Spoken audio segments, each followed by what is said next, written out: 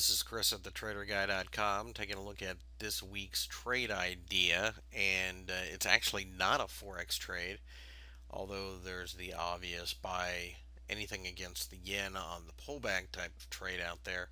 I actually paying more attention to gold this coming week just simply because it is so hated right now, and the massive contrarian indicator is that everybody on TV keeps talking about how gold's falling apart and that it's going to head much lower.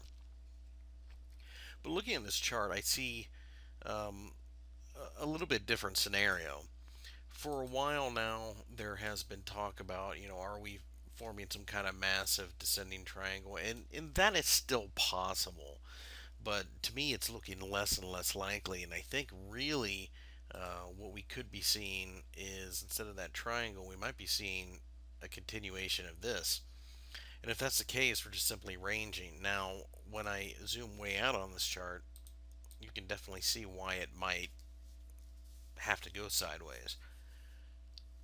I mean, back in 2006, we were at $550, and a few years before that, we were actually as low as about 250. We've had a pretty drastic move.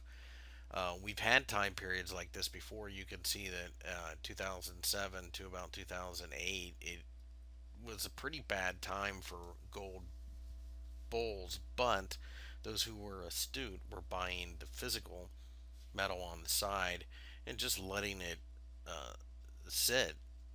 Gradually, as you can see, shot up in value.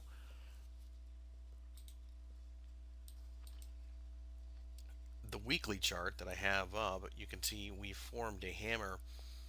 And what's interesting, I'll go ahead and zoom in on this a little bit. What's interesting is you can see how many hammers have formed down here.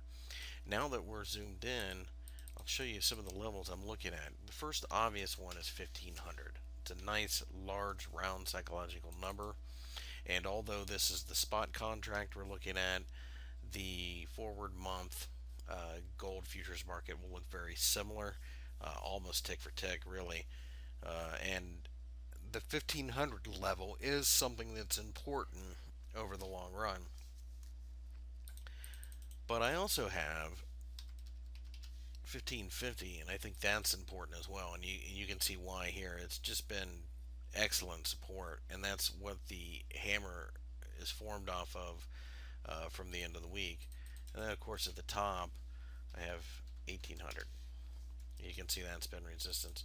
So again, I think we're back to this consolidation area. If that's the case,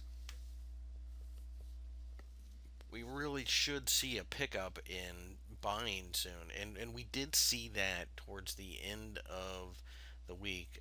We saw a hammer on Thursday and buying on Friday after the jobs report out of the United States came out so poorly. Looking at this hammer, it does suggest we're going higher. The thing about this trade, though, that you would have to keep in mind, there's a lot of noise, so it's not necessarily going to be straight up like we've seen in the past. I mean, it could, but it takes a little bit of wherewithal to actually hang on to it.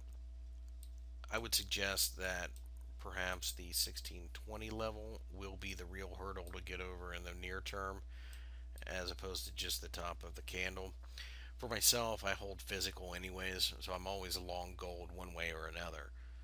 But to me, this looks like a nice setup. Will we break 1800? I don't know about that. But you have to think the central banks are out there buying it and they're printing money left and right. Well, why are they buying gold? Because they don't trust each other's currency. If that's the way it is between central banks, and we are in an escalating currency war, a race to the bottom, if you will, that should in time benefit the gold markets.